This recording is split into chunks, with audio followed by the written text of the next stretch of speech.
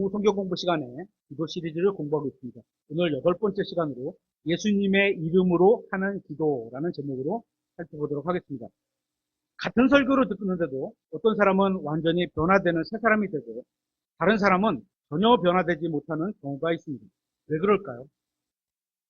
성경에 보면 이렇게 있습니다. 이사야서 50장 10절에 너희 가운데 주를 두려워하며 그분의 종의 목소리에 순종하고 어둠 속에서 걸으면서 이상해요. 앞뒤가 안 맞아요. 두려워하고 주님의 종의 목소리에 순종하는데 어둠 속에서 걷고 있다는 거예요. 하면서 아무 빛도 없는 자가 누구냐? 그는 주의 이름을 신뢰하고 자기 하나님을 의지할지니라. 이 말씀에 따르면 여러분이 주님을 신뢰한다면 여러분은 하나님의 말씀을 그냥 듣는 것이 아니라 그 들은 말씀을 여러분의 삶에 적용한다는 겁니다. 반대로 만일 여러분이 주님을 신뢰하지 않는다면 여러분은 하나님의 말씀을 여러분의 삶에 적용하지 않고 어떤 핑계를 대고 어떤 변명을 하게 될 겁니다. 그렇게 되면 여러분이 교회에는 빠짐없이 나오고 하나님을 두려워하는 마음은 있겠지만 여전히 어둠 속을 걷게 될 거라는 말씀입니다. 무슨 말인지 알죠? 여러분에게 필요한 것은 단순히 교회에 와서 성경 공부에 참여하는 게 전부가 아닙니다. 여러분 각자가 성경을 읽고 그 말씀을 믿어야 합니다. 하나님께서 말씀하신 것을 믿어야 합니다. 믿는다면 그 말씀에 합당한 행동이 따를 겁니다. 그래야 우리가 빛 가운데 걷게 되는 겁니다. 오늘 제목에서와 같이 예수님의 이름으로가 갖고 있는 의미를 한번 살펴보도록 하겠습니다. 요한복음 16장 23절입니다.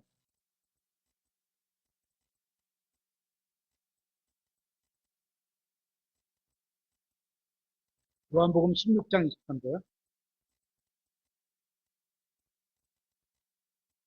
요한복음 16장 23절. 그날에는 너희가 아무것도 내게 구하지 아니하리라. 진실로 진실로 내가 너희에게 이르노니 진실로는 진짜로 이거요. 얼마나 진짜면은 두 번이나 강조하시겠어요. 그죠? 진실로 너희에게 이르노니 너희가 무엇이든지 아버지께 구하면 이렇게 돼 있지 않죠. 그죠? 지난주에 살펴봤어요. 내 이름으로 구하면 이렇게 돼 있잖아요. 너희가 무엇이든지 내 이름으로 아버지께 구하면 여기서 예수님의 이름으로 구한다 이런 표현이 있는 거예요. 그렇죠? 그분께서 그것을 너희에게 주시리라. 지금까지는 너희가 내 이름으로 아무것도 구하지 아니하였으나 구하라. 그리하면 너희가 받으리니 이로써 너희 기쁨이 충만하리라. 금정역은 이 본문을 내 이름으로라고 번역했는데요. 우리가 믿음의 기초를 두고 있는 영어 킹제임스 성경은 in my name 이렇게 돼 있어요. 영어를 좀 아시는 분은 성경을 영어로 보시면 말씀의 의미를 좀 더 정확히 알 수가 있습니다. 영어로 in my name 이걸 직역하면 내 이름 안에서입니다. 내 이름 안에서. 그렇죠?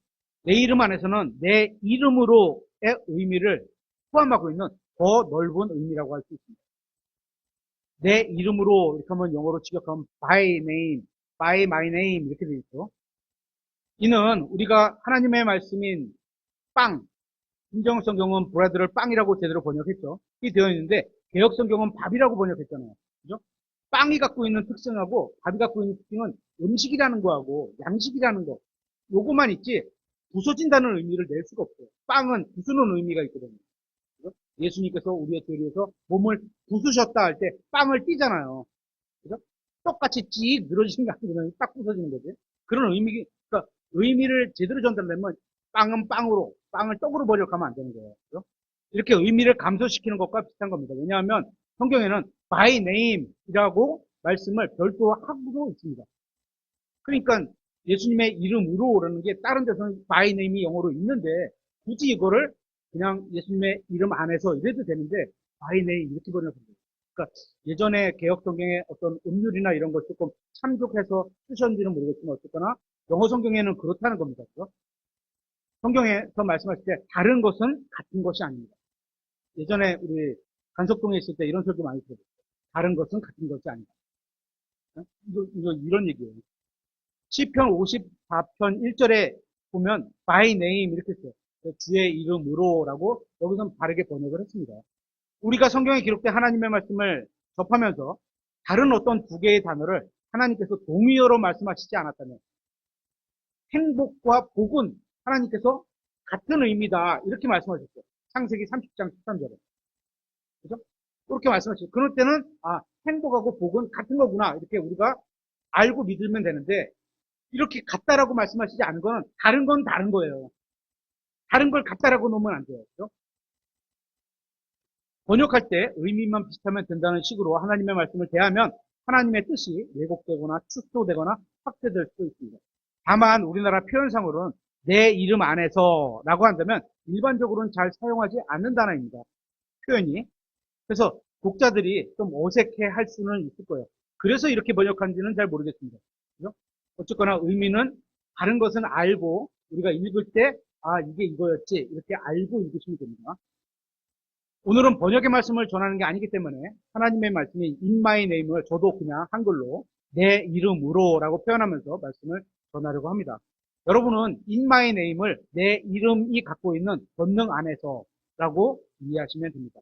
오늘 본문에서 예수님께서는 우리가 기도할 때 자신의 이름으로 아버지께 구하라고 말씀하셨습니다. 그러면 아버지께서 들어주실 것이라고 약속을 하신 겁니다. 그래서 대부분의 성도들이 기도할 때 하나님께 영광을 돌리는 내용으로 시작을 합니다. 시작합니다. 시작은이 아니고 시작합니다. 하지만 기도의 본론과 결론을 쫙 나열하면서 어떻게 돼? 기도하는 사람이 원하는 뜻을 다 구해놓고 하나님 이거 해주세요 저거 해주세요 막 구해놓고 맨 마지막에다 어떻게 해요? 예수님의 이름으로 기도드린다는 말로 끝마칩니다. 그런데 이런 기도는 내 이름으로 구하라는 말씀의 의미를 잘못한 것이고 잘못 구한 겁니다. 그래서 우리는 오늘 말씀을 통해서 내 이름으로의 바른 의미를 알고 바르게 믿고 바르게 구하는 교회가 되기를 바랍니다. 첫째, 내 이름으로는 예수님의 이름들과 친구들이 갖고 있는 권능을 믿는다는 겁니다. 조금 전에 살펴봤죠. 임마누엘. 그죠? 예수님이 우리와 함께 계신다. 그걸 믿으면 임마누엘이신 예수님의 이름으로 기도합니다. 이렇게 표현을 해야지 쫙 이해가 되는 거죠. 그죠? 그런 표현이에요. 그 대상, 이름과 칭호, 그 대상의 위치와 성품과 권능과 능력과 사역 등을 말해주고 있습니다. 예를 들어 우리 교회에 박요한 학생이 있습니다. 그를 부를 때 사용되는 칭호들이 있습니다. 그죠? 뭐가 있죠? 그러면 그 칭호들을 보면 요한이가 어떤 사람인지 그에 대한 정보를 알 수 있습니다. 한번 제가 불러볼게요. 아들 있어요? 칭호에 아들이 있어요? 누구누구의 아들, 그죠? 누구누구의 손자 있죠? 또 조카, 삼촌이 있나 보다. 이모가 있나 보다. 그거 알 수 있죠? 또 막내, 가족에 형제가 나 말고도 또 한 명이 더 있나, 한 명 이상이 있나 보다. 그리고 내가 막내구나. 그냥 막내. 중딩, 중학생이구나. 목표 점수 95점. 100점은 양심이 없으니까 좀 빼준 거야. 그죠? 95점. 조금 있으면 고딩. 이제 얼마 안 남았나 보다. 인천 말씀 침례교회. 교회 다니는. 또 인천에 있는 교회가 다니구나. 인천 영종도 주민. 사는 데가 영종도인가 보다. 많은 정보가 나와요. 그죠? 푸르지오 아파트. 여기 사나 보다. 푸르지오 아파트 맞아요? 맞아요. 맞을 거예요. 네. 이렇게 요한이를 나타낼 수 있는 칭호들이 많으면 많을수록 그에 대한 정보를 더 많이 알게 됩니다. 그래서 아까도 얘기했죠.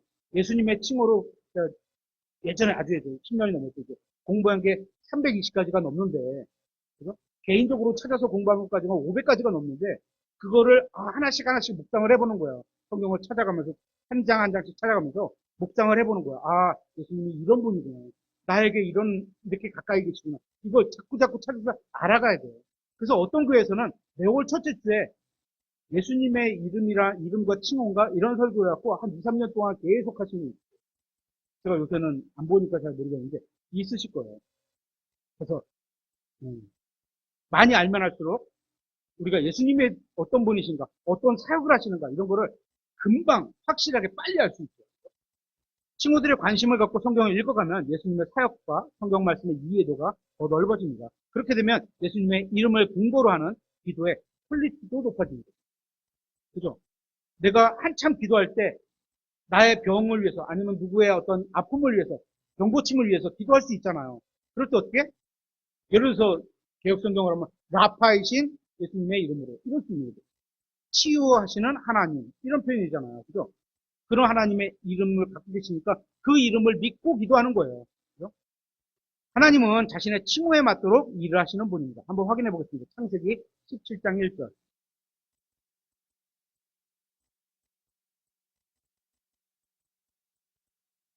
창세기 17장 1절.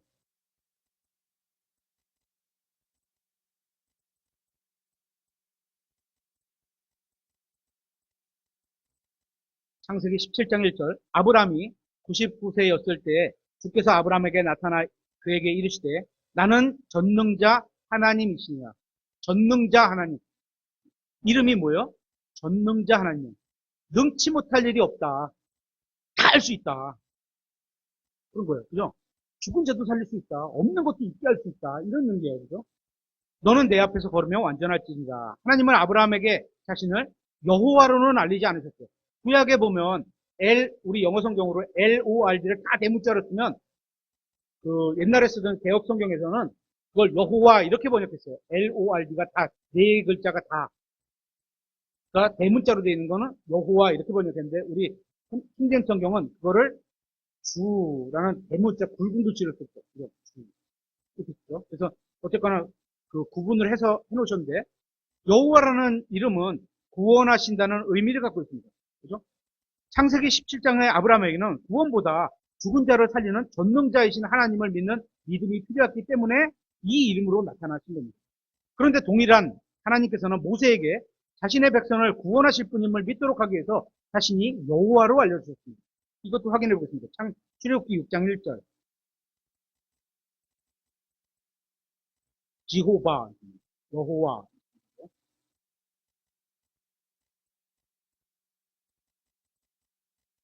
출애굽기 6장 1절. 그때 주께서 모세에게 이르시되 내가 파라오에게 하는 일을 이제 네가 보리라. 강한 손으로 인해 그가 그들을 가게 하고 강한 손으로 인해 그가 그들을 자기 땅에서 쫓아내리라 하시고 또 하나님께서 모세에게 말씀하며 그에게 이르시되 나는 주니라. 주 하나님의 이름이에요. 한 글자도 하나님의 이름이에요. 그래서 주님 그러면 하나님 이렇게 부르는 거예요. 하나님의 이름이 주라는 이름을 갖고 있고요. 내가 아브라함과 이삭과 야곱에게 하나님 곧 전능자의 이름으로는 나타났으나 아브라함, 야곱, 이삭에게는 전능자의 이름으로는 나타났어요. 그죠? 나의 이름 여호와로는 그들에게 알리지 아니하였습니다. 여호와는 어떻게 필요한 거예요? 구원이 필요할 때 그 이름이 필요한 거예요. 그죠? 아브라함, 야곱, 이삭에게는 전능자의 능력이 그런 내가 하나님이라는 걸 그 이름으로 나타나셨고 어떻게? 출애굽기 때는 구출하시는 하나님, 여호와 하나님이 필요했던 거죠. 그죠? 그때는 자신의 이름에 맞게 본인이 그런 사역을 하시겠다고 말씀하신 거와 동일한 거예요. 하나님은 자신의 이름이 자신의 사역에 맞게 알려주시는 분입니다. 이는 성경 전체에 흐르는 진리입니다. 한 번 더 확인해 보겠습니다. 전쟁을 앞둔 다윗과 함께 하신 하나님의 칭호로 한번 보겠습니다. 사무엘상 17장 45절. 사무엘상 17장 45절.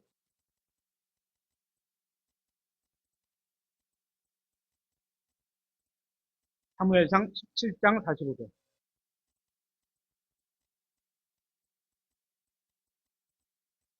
이제 전쟁을 해야 되는 거예요, 하나님이. 근데 다윗에게 나타나서 자신의 이름을 여호와, 뭐, 뭐였죠? 뭐, 전능자, 이렇게 나타나시질 않았다는 거죠.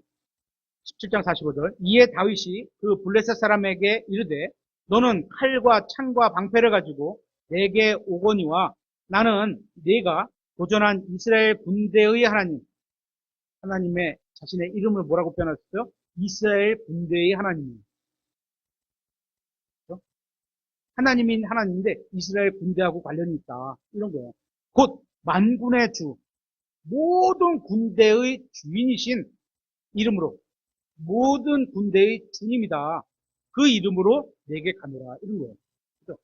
전쟁에 필요할 때는 만군의 주라는 이름으로 가시고 여호와 구원이 필요할 때는 여호와로 가시고 구약에서 그래서 창세기에서는 이게 전능자로 가시고 아브라함에게 이게 다른 거예요.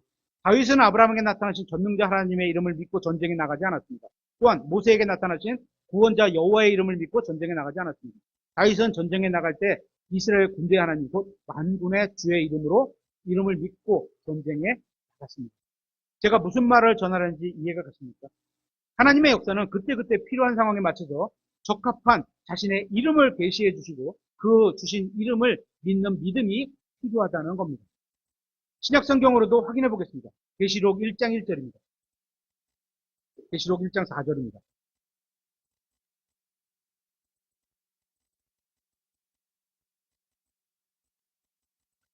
계시록 1장 4절. 요한은 아시아에 있는 7교회에 편지하노니 지금도 계시고 전에도 계셨고 앞으로도 오실 분. 예수님의 칭후가 뭐예요? 지금도 계시고 전에도 계셨고 앞으로 오실 분. 예수님의 칭후 중에. 그러면 그분의 사역이 이 땅에서 언젠가는 있으셨구나. 그전에도 계셨고 지금도 있고 앞으로도 또 오실 거구나. 이거죠. 그분의 왕자 앞에 계신 7영과 오늘은 계시록 강의가 아니니까 본문 설명은 생략하도록 하겠습니다. 여기에 내 이름으로 예수님은 자신의 칭호를 지금도 계시고 전에도 계셨고 앞으로도 오실 분이라고 소개하고 있습니다. 계속해서 5절에 또 신실한 증인이시오. 예수님의 칭호가 뭐예요? 신실한 증인이야. 그분이 맞으면 다 맞아. 신실해. 그죠? 또 죽은 자들 중에서 처음 나신 분. 아, 예수님이 부활하실 때 죽은 자들 중에서 첫 열매가 되셨구나. 그죠? 이게 그분이 갖고 있는 사역, 과거의 사역, 현재의 사역, 미래의 사역 중에 어디서의 사역을 하셨구나. 이런 권능이 있으시구나. 이런 걸 나타내는 거죠. 땅의 왕들의 통치자. 아, 이 땅의 왕들의 통치자이신 분이구나. 예수 그리스도로부터 은혜와 평강이 너희에게 있기를 원하노라. 우리를 사랑하사 자신의 피로 우리의 죄들에서 우리를 씻으시고. 이 말씀에서 자신의 칭호를 신실한 증인, 죽은 자들 중에 처음 나신 분, 땅의 왕들의 통치자라고 소개합니다. 이 이름과 관련된 사역을 하시겠다는 말씀입니다. 계시록 1장 6절에 하나님 곧 자신의 아버지를 위해 우리를 왕과 제사장으로 삼으신 분이죠. 예수님이 누구라고요? 우리를 왕과 제사장으로 삼으신 분. 예수님의 호칭이 이거라는 거예요. 즉 그분께 영광과 통치가 영원 몽토로 있기를 원하노라. 아멘. 예수님의 칭호가 이런 거예요. 이 세 구절 말씀만 봐도 계시록을 통해 예수님이 앞으로 하실 사역과 우리의 신분이 잘 드러나 있습니다. 7절에 보라 그분께서 구름들과 함께 오시느니라. 모든 눈이 그분을 보겠고. 예를 들어서 어떤 이단 종교에서 자칭 예수가 있을 거 아니에요. 우리 교회는 저를 예수님이라고 안 믿죠. 그죠? 왜 안 믿어요? 이런 말씀을 근거는 모든 눈이 그들을 본다 그랬는데 여러분은 제가 구름 타고 오는 거 봤어요, 못 봤어요? 믿지 마세요. 그러니까 성경에 있는 대로 믿으면 되는 거예요. 내가 구름 타고 왔으면 믿어보세요. 전 예수님 아니까 그래도 안 되지만 이건 뭐예요? 성경에 있는 대로 보면 돼요. 모든 눈이 그분을 보겠고라고 했는데 저는 못 봤거든요. 그러니까 저는 안 믿어요. 그분은. 아무리 훌륭한 사역을 하고 아무리 큰 교회를 하더라도 예수님은 아닌 거죠. 자칭 예수가 아닌 거예요. 그분을 찌른 자들도 볼 것이요 땅의 모든 족속들이 그분으로 인해 통곡하리니 참으로 그하리로다. 아멘. 예수님께서는 재림의 약속과 함께 8절 말씀에서 7교회에게 자신이 계획하신 모든 일을 시작하시고 끝마침으로 성취하실 전능자라는 이름으로 자신을 소개하고 있습니다. 8절에 보면 나는 알파와 오메가요. 알파가 뭐죠? 영어로 말하면 A예요. 그렇죠? 오메가는 뭐죠? 영어로 말하면 G예요. 맨 끝에. 그렇죠? A부터 G까지. 그렇죠? 시작과 끝마침이라. 지금도 있고 전에도 있었고 앞으로 올 주, 곧 전능자가 말하노라. 여기서 뭐가 필요해요? 전능하신 하나님이 필요한 거예요. 아, 이제 전능하신 하나님의 사역이 역사하시겠구나. 이런 걸 우리가 말씀을 이 이름을 통해서 알게 되는 거죠. 그렇죠? 내 이름으로라는 의미가 갖는 게 그런 거예요. 그렇죠? 그래서 우리가 기도를 할 때 예수님이 어떤 분이시구나, 어떤 사역을 하시구나, 나를 위해서 뭔가를 준비해 놓으셨구나, 그분이 어떤 능력을 갖고 계시구나, 이런 걸 믿는다는 게 그런 의미를 갖고 우리가 예수님의 이름으로 기도합니다. 이렇게 되는 거죠. 그렇죠? 그냥 뒤에다가 예수님의 이름으로 기도합니다만 붙이면 다 일어난다. 전혀. 내 이름 전능하신 능력으로 자신이 계획하신 일을 완성하신다는 겁니다. 그리고 2장에서 주님은 각각의 7교회에게 자신을 나타내신 이름과 칭호들을 각각 다르게 말씀하셨어요. 그것도 한번 눈여겨보십시오. 에베소 교회, 소모나 교회, 에베소 교회는 7별을 붙잡고 있는 이, 그죠? 7근 등잔대 한가운데 거니시는 이. 금등잔대가 뭐야? 교회. 이렇게 되죠. 교회의 한가운데 거니시는 이. 예수님이 그런 사역을 하고 계신다는 거예요. 이름이 나타내는 사역을 의미하는 걸 보시면 돼요. 그죠? 또 소모나 교회는 처음이요 마지막인 곧 전에 죽었다가 지금 살아있는 죽음과 살아있는 교회. 소모나 교회. 그죠? 이런 거죠. 박해가 있을 거다. 이런 걸 의미하는 거죠. 또 보가목 교회에 있는 이름은 양날 달린 날카로운 검을 가진 이. 성경에서 하나님의 공격 무기는 말씀의 검이에요. 그죠? 근데 검도 칼이 두 종류가 있어요. 한쪽에 날이 있는 걸 칼이라 그러고 양쪽에 날이 있는 걸 검이라 그래요. 그래서 검은 보통 찌를 때 쓰는 거예요. 대거나 살짝 대거나 그죠? 오늘 아침에 점심에 우리 그 닭 드셨죠? 닭 날개 꼬리 없죠? 제가 아침에 다 이렇게 딱 잘랐는데 이건 칼로 쓰는 거예요. 칼도 없죠. 한쪽에 날이 있는 걸 쓰는 거예요. 근데 검은 그렇게 하는 게 베는 거예요. 베는 거. 우리 그 회칠 때 이렇게 베듯이 이렇게 베는 거예요. 베는 용도가 다른 거예요. 그가. 그래서 예수님의 이름이 양날 달린 날카로운 검을 가지신 분 이렇게 되는 거죠. 이런 사역을 보내주겠다는 거예요. 보여주시겠다는 거예요. 부아디라에 있는 교회에게는 불꽃 같은 눈과 정제된 노 같은 발을 가지신 하나님의 아들 이렇게 표현했어요. 그렇죠? 그러니까 교회가 우위를 점하게 되는 기독교화가 세상을 다스리게 된다. 이런 걸 의미하게 된다.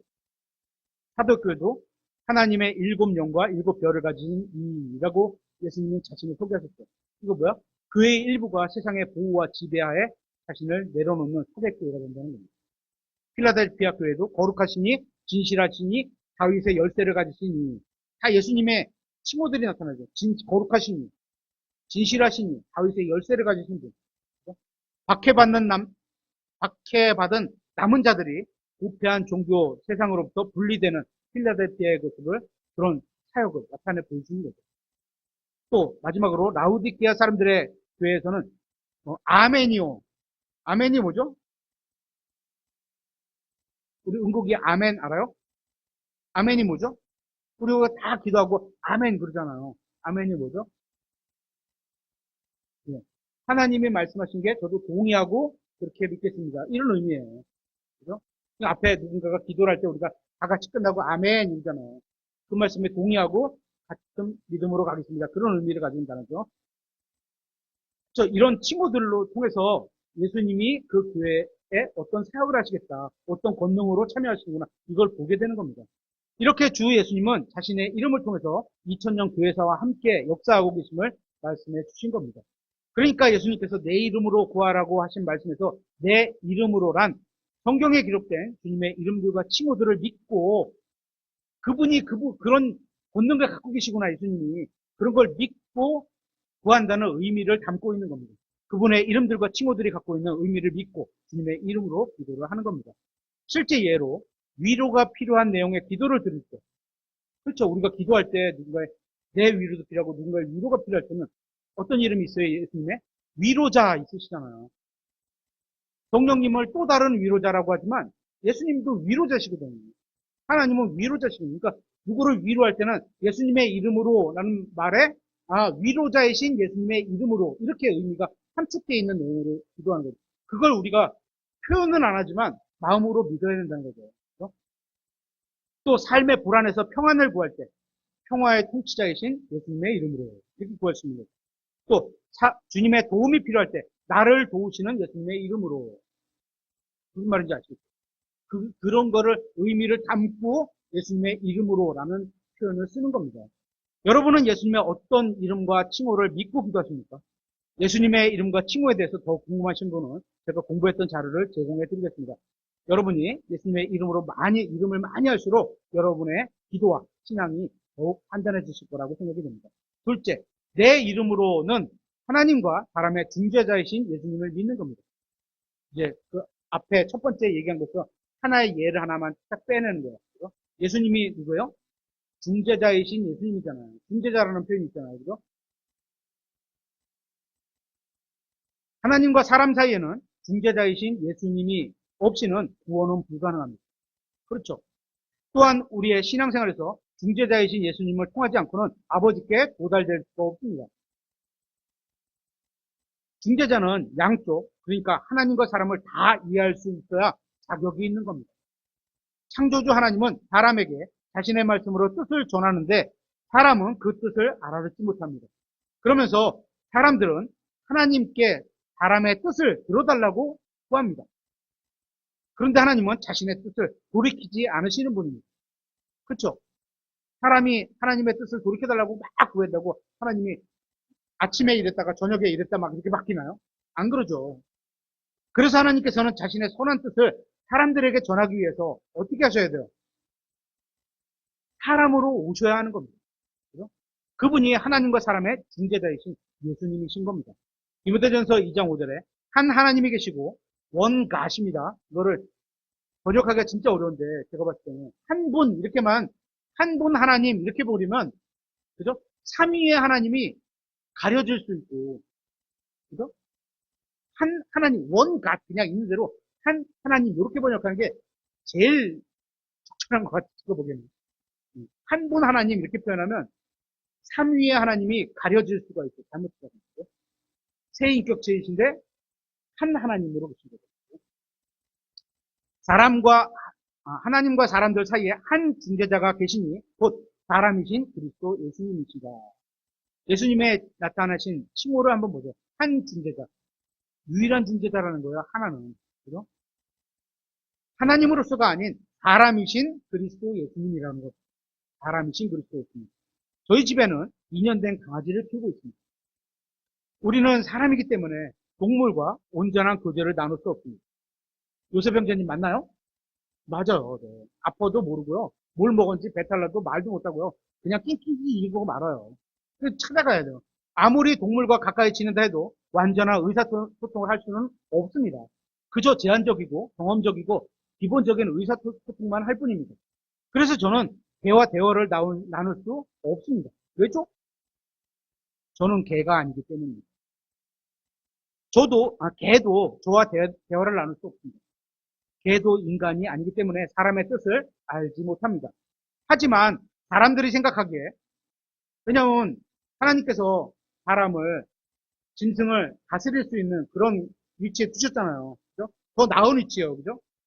그래서 동물이 이렇게 산다면 사람들이 봤을 때 동물이 저렇게 살면 예를 들어서 뭐 어떤 강아지가 바깥에 나갔는데 먹지 말아야 될 걸 주워 먹었어. 근데 사람은 강아지한테 야 그거 먹으면 안 돼 라고 말을 해주는데 못 알아듣잖아요. 그거 어떻게 돼요? 주인에게 더 사랑받으려면 주인의 뜻을 따라가야 될 거 아니에요. 그죠? 그래야지 건강하게 잘 살 수 있는 거거든요. 이렇게 생각합니다. 그렇다고 사람이 짐승을 사랑해서 짐승이 되려는 사람은 없을 겁니다. 요셉 형제님 강아지가 되고 싶어요? 아니죠. 당연히 아닙니다. 저도 아니에요. 그런데 반전이 있죠. 하나님은 사람이 되고 김원강이 개가 되었습니다. 마치 이런. 사람을 얼마나 사랑하셨는지 자신의 뜻을 알려주시고자 창조주 하나님으로부터 사랑받을 길을 알려주시려고 사람이 되셨습니다. 신기. 그렇게 하나님께서 사람이 되셔서 사람의 연약함을 몸소 느끼시고 우리와 똑같은 시험을 받으셨지만 그분은 죄가 없으셨습니다. 바로 그분이 하나님과 사람 사이에 계신 유일한 중재자, 예수님입니다. 유일한 중재자, 한 중재자. 히브리서 4장 5절에 이렇게 되어 있습니다. 우리에게 계신 대제사장은 우리의 연약함의 감정을 몸소 느끼지 못하신 분이 아니요 모든 점에서 우리와 똑같이 시험을 받으셨을 때 죄는 없으신 분이십니다. 죄가 없는 분입니다. 이 말씀에 나오는 예수님의 칭호들 한번 보세요. 우리의 연약함의 감정을 몸소 느끼신 분. 아, 예수님이 이런 사역을 하셨구나. 예수님의 삶 가운데 이런 게 있었구나. 또 우리와 똑같은 시험을 받으신 분. 아, 나는 이기지 못했는데 예수님은 믿음으로 이기셨구나. 어떤 믿음으로 이기셨을까? 어떤 말씀으로? 찾아보는 거죠. 공부해야죠. 나도 그 말씀을 믿으면 이길 수 있는 힘이 내 안에 원천이 들어오는 거죠. 죄 없으신 분. 중재자로서 충분한 자격이 있으신 유일한 분입니다. 그죠? 하나님의 성성을 완벽하게 맞추시면서 사람의 속성을 다 이해해요. 유일한 분, 통제자. 그분이 부활하시고 하늘로 승천하셔서 지금 아버지 우편에 앉아 계시며 하나님의 자녀인 우리 여건을 하나님 앞에 내어드리며 우리를 중보하고 하는 겁니다. 유일한 중재를 하시고 중보를 하실 수 있는 자격이 있으신 분이죠. 사도행전 7장 56절에 이르되 보라 하늘들이 열리고 사람의 아들이 하나님의 오른편에 서 계신 것을 내가 보노라 하매. 사람의 아들이신 예수님. 그죠? 지금 아버지 하나님의 오른쪽에 앉아 계시는데 사람의 아들이라는 호칭을 갖고 계십니다. 이 말씀에서 하나님의 오른편에 계신 예수님의 칭호는 사람의 아들입니다. 아들 하나님이신 중재자가 아니라 사람의 아들이신 중재자인 겁니다. 사람의 아들이기 때문에 우리의 연약함을 아시고 중재자로서 지금도 계속 사역을 하고 계시는 겁니다. 이름이 갖고 있는 의미가 그렇다는 거예요. 히브리서 8장 6절에 그러나 이제 그분께서 더욱 뛰어난 섬김의 직무를 얻으셨으며 그것에 의해 또한 그분은 더 나은 약속들을 위해 세워진 훨씬 더 나은 언약의 중재자이시니라. 9장 15절에도 이런 까닭에 그분께서는 새 상속 언약의 중재자이시니. 중재자로서의 충분한 역할을 하셨고, 그죠? 하셨고, 자격도 있으시고, 하고 계시고, 이거죠. 그래서 중재자이신 예수님, 그러면 내가 죄를 지어서 하나님께, 죄 갖고서는 하나님께 나갈 수 없잖아. 그때 어떻게? 예수님의 이름을 믿는다는 건 중재자이신 예수님의 이름, 하나님과 나를 중재를 해주시겠구나. 믿고 나아가는 거죠. 그죠? 그러면 안 되지만 만약에 거듭난 우리가 믿음이 없어서 죄를 짓게 된다 해도 예수님은 자신의 피를 근거해서 아버지 하나님, 아버지 이 사람의 죄는 내 피로 다 씻김 받은 거 아닙니까? 받아주십시오. 용서를 구하면 받아주는 거예요. 100%예요. 그게 예수님의 이름이 갖고 있는 권능의 의미를 믿고 우리가 기도를 하는 거죠. 히브리서 12장 24절 새 언약의 중재자이신 예수님과 아벨의 피보다 더 나은 것들을 말하는 피, 곧 뿌리는 피에 이르렀느니라. 이 중재는 거듭나기 전 우리의 과거의 죄는 물론이고 거듭난 이후에 살아가면서 짓는 죄들도 중재자로서 계속 사역을 하고 계시는 겁니다. 예수님의 이름과 칭호가 뭐라고요? 중재자. 이런 거예요. 하나만 살펴봤어요. 이 이름이 갖고 계신 예수님께서 하나님과 우리 사이에 중재자로 역할을 다 해주신다고 믿고 그 이름으로 구하는 겁니다. 세 번째, 내 이름으로는 하나님의 뜻대로라는 의미를 갖고 있습니다. 한번 보겠습니다. 이게 우리가 성경을 공부할 때 가장 어떻게 보면 보편적으로 가장 정확하게 알 수 있는 건데요. 요한복음 14장 13절 한번 보겠습니다. 두 구조를 비교할 건데요. 성경을 한번 두 개를 이렇게 손가락을 집어넣고 한번 비교를 해보세요. 요한복음 14장 13절.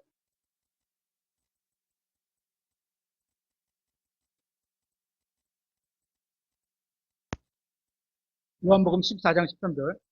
너희가 내 이름으로 무엇을 구하든지, 여기서 내 이름으로 무엇을 구하든지 이 표현을 잘 기억해 두시고요. 내가 그것을 행하리니 이것은 아버지께서 아들 안에서 영광을 받게 하려 함이라. 그렇게 하는 이유가 나와 있죠. 내가 내 이름으로 무엇이든지 구하면, 너희가 내 이름으로 무엇이든지 구하면, 이 표현을 또 자세히 한번 보세요. 내가 그것을 행하리라 하고 이제 요한일서 5장 14절을 한번 가보겠습니다. 여기다 손가락을 딱 끼고 볼펜을 낀다든지 요한일서 5장 14절.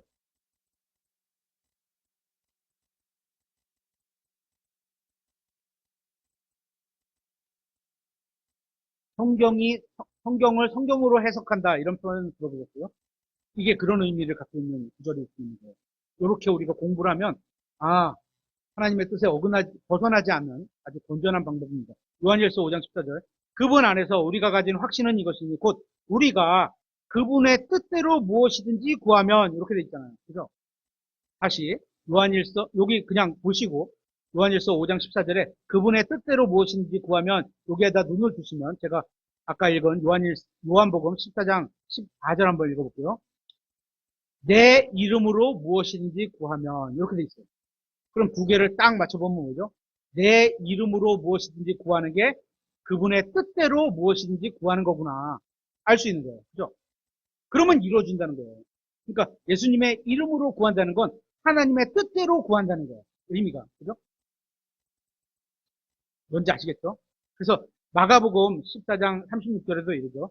이르시되 아바 아버지요 아버지께서는 모든 것이 가능하시오니 이 잔을 내게서 옮기시옵소서. 하나님은 못하실 게 없죠. 말장난에는 속지 말라고 하셨어요. 하나님은 자신이 들지 못하는 바위를 만드실 수 있을까요? 만든다 그러면 못 드는 거고 못 만든다 그러면 능력이 없는 거고 이렇게 되는 거잖아요. 그런 말장난에 걸리면 안 됩니다. 하나님의 속성에 어울리는 거에 해당하는 것만이에요. 그죠? 말장난에 걸리면 안 돼요. 그죠? 모든 것이 가능하시오니 이 잔을 내게서 옮기시옵소서. 옮기실 수 있으시겠죠. 하지만 하나님의 뜻이 굳건하셔. 그죠? 받기를 원하시는 뜻을 갖고 계신 거예요. 그죠? 그러나 내 뜻대로 하지 마옵시다. 우리가 기도할 때 이거 맨 뒤에다 이거 붙이면 진짜 너무나 좋은 기도거든요. 내가 구하는 거, 내가 원하는 거 다 구했어. 구할 수 있잖아요. 그죠? 복권을 당첨시켜주세요. 돈 많은, 부자가 되게 해주세요.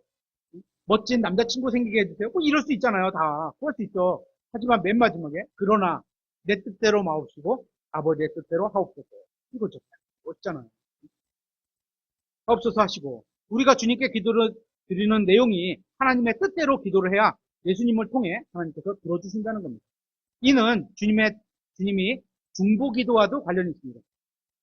예수님이 우리가 기도하는 것을 가지고 아버지께 같이 기도를 해주세요. 우리를 위해서. 이거 중보기도잖아요. 그죠? 근데 무엇을 기도해 줄까요? 하나님의 뜻대로 기도해 주시는 거예요. 우리가 고난 가운데 잘 행하고 고난을 받는 거, 고난 가운데 믿음으로 이겨내는 거, 이런 거, 그런 걸 기도해 주시는 거, 거룩하게 사는 것, 이런 것을 기도해 주시는 거. 하나님의 뜻대로 구하는 예수님과 성령님께서 우리의 기도를 아버지께 중보하고 계신 겁니다. 성경에는 우리를 향한 하나님의 분명한 뜻들이 있습니다. 그 뜻대로 구하는 것이 예수님이 말씀하신 내 이름으로 구한다는 의미인 겁니다. 우리 두 번에 걸쳐서 살펴봤죠. 구약시대에는 하나님께서 유대인들을 향해 물질적인 땅과 외적으로부터의 보호와 육체적인 건강을 주시겠다고 뜻을 세우셨습니다.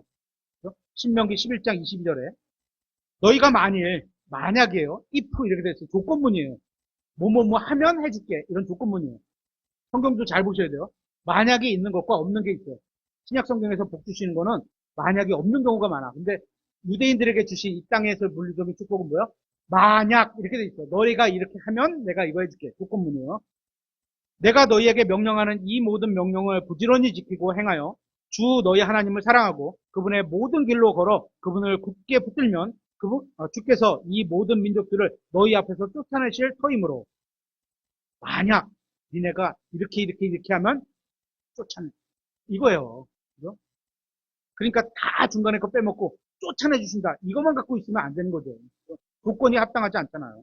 너희가 너희보다 크고 강한 민족들을 소유하겠고 너희의 발바닥으로 밟는 곳이 다 너희 것이 되리니. 와, 내가 밟고 다니 오늘 김포에서부터 서구까지 발바닥으로 안 왔구나 제가. 걸어서 만약에 여기까지 왔다고 해보세요. 이 말씀 믿으면 다 내 땅이 되나요? 아니에요. 유대인들은 그럴 수 있었어요. 왜 앞에 조건문을 완성하면. 다 너희 것이 되리니, 곧 광야와 레바논에서부터 또 강, 즉, 유프라테스 강부터 맨 끝 바닥까지 너희 지경이 되리라. 너희 하나님께서 너희에게 말씀하신 대로 너희가 밟을 모든 땅으로 하여금 너희를 두려워하고 무서워하게 하시리니 너희 앞에 능히 설 자가 없으리라. 예전에 제가 이거 갖고 예를 든 게 있었죠. 예전에 제가 춘천에 근무하고 있을 때 장로님이 저희 부회장님이셨어요. 작은 회사, 작은 그룹사지만 부회장님이셨어요. 오셔서 이 말씀을 믿고 아침마다 돌아. 그 땅을 돌아. 그 땅 어떻게 된지 아세요? 공매 넘어갔어요. 지금도 개발이 안 되고 딴 데 갔어요. 됐어야지 그러면 이 말씀 이게 진짜 자기에게 주신 말씀이라면 됐어야지.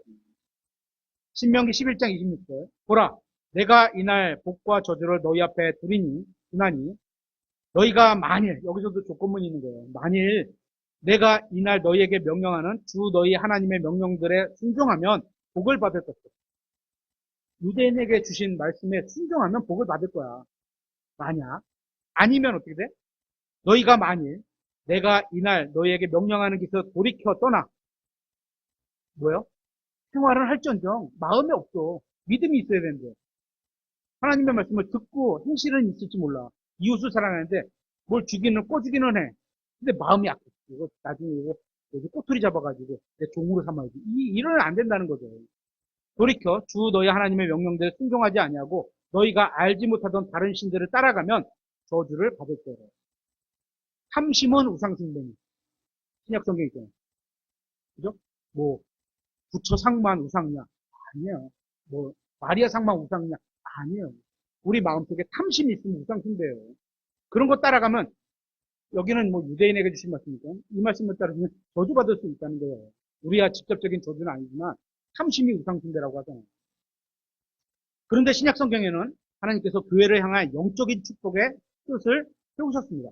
에베소서 1장 3절에 하나님 곧 우리 주 예수 그리스도의 아버지를 찬송하리로다. 그분께서 그리스도 안에서 하늘의 처소들에 있는 모든 영적인 복으로 우리에게 복을 주셨습니다. 그러면 물리적인 복은 없는 거냐? 그거는 하나님께서 선택자입니다.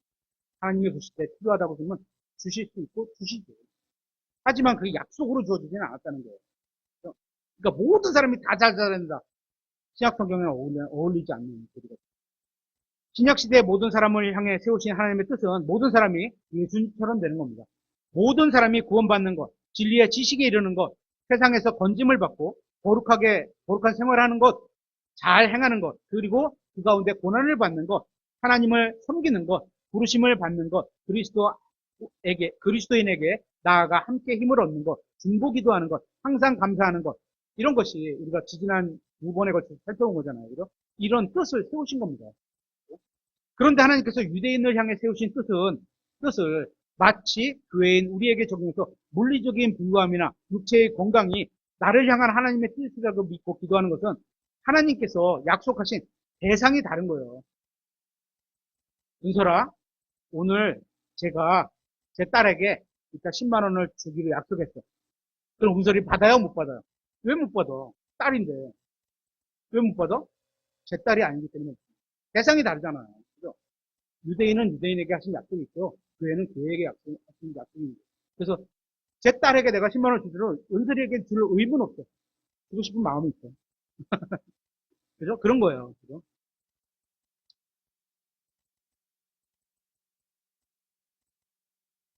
그런데 하나님께서 유대인에게 세우신 뜻을 마치 교회 우리에게 적용해서 물리적인 부유함, 육체의 건강, 나를 향한 하나님의 뜻이라고 믿고 기도하는 것은 하나님께서 약속하신 말씀의 대상을 잘못 적용하고 구하는 겁니다. 그렇기 때문에 우리는 성경을 통해 교회에게 주신 하나님의 뜻을 바르게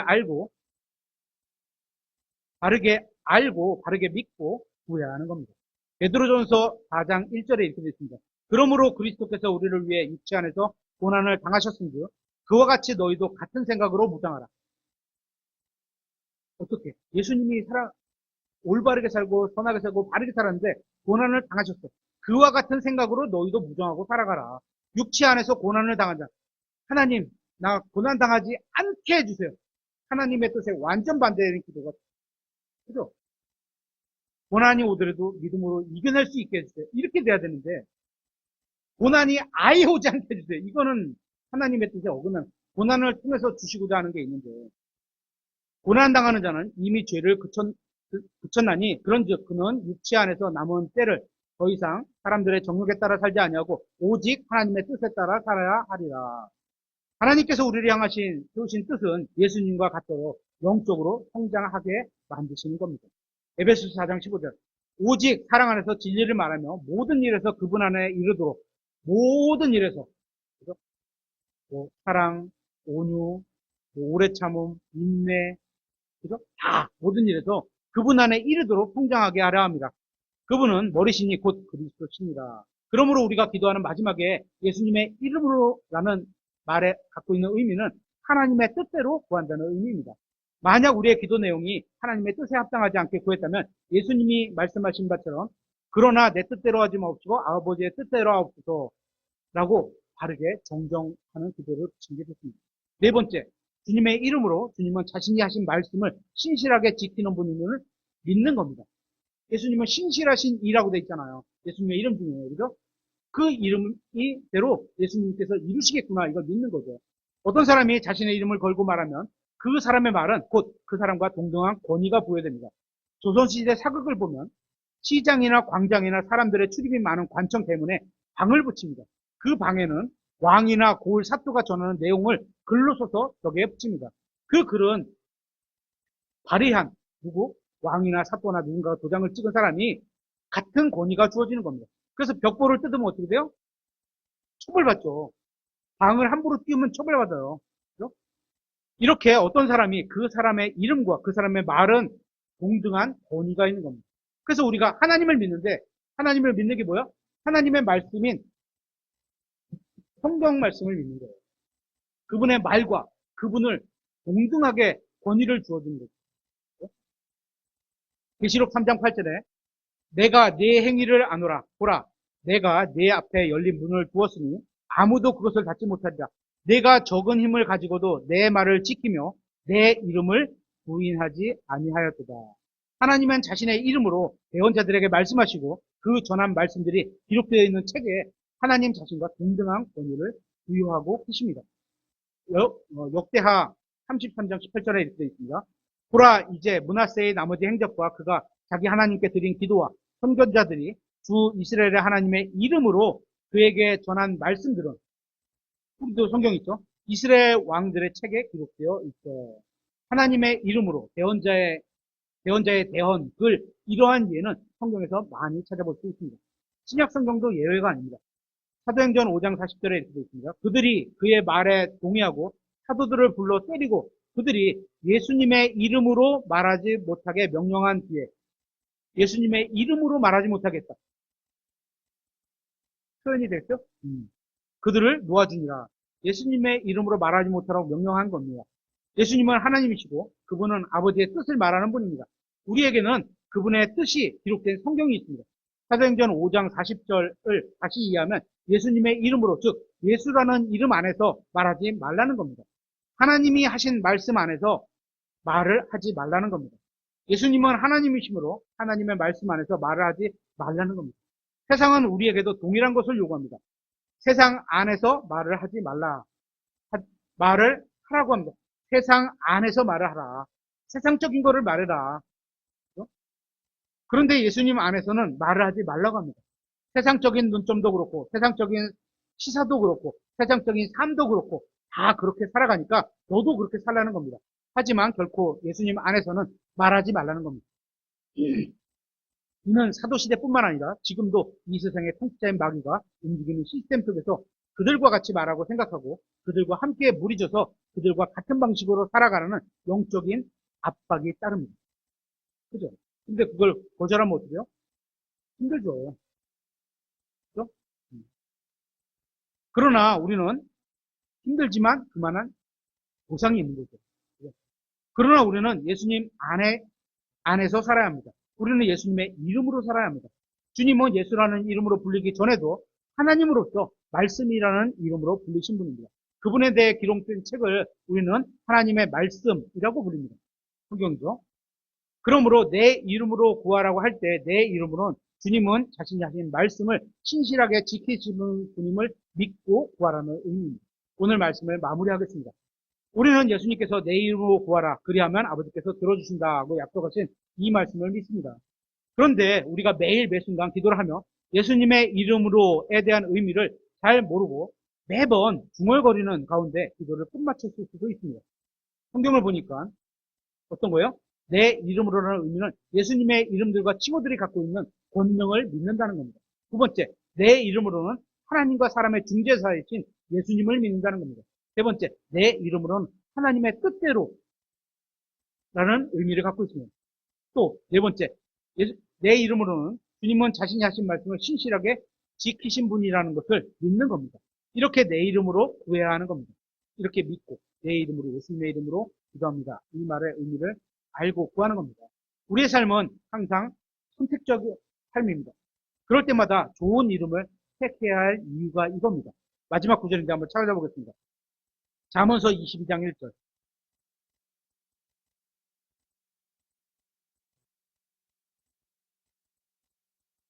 잠언서 22장 1절.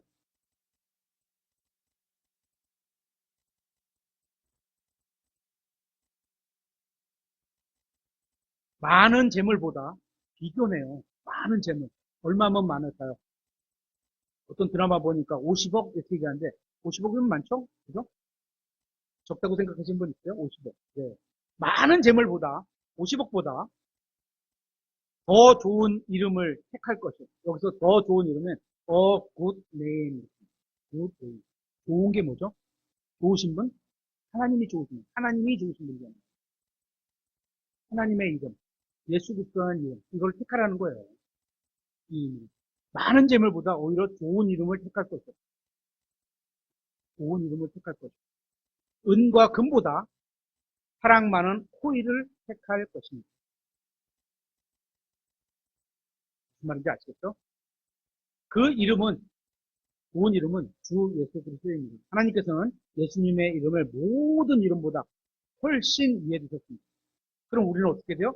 예수님의 이름을 모든 이름보다 훨씬 위에 둬요. 하나님이 기쁘십니다. 우리도 그런 삶을 살아가 하는 겁니다. 오늘 예수님의 이름으로라는 기도하는 그런 의미를 해주셨습니다. 마치겠습니다.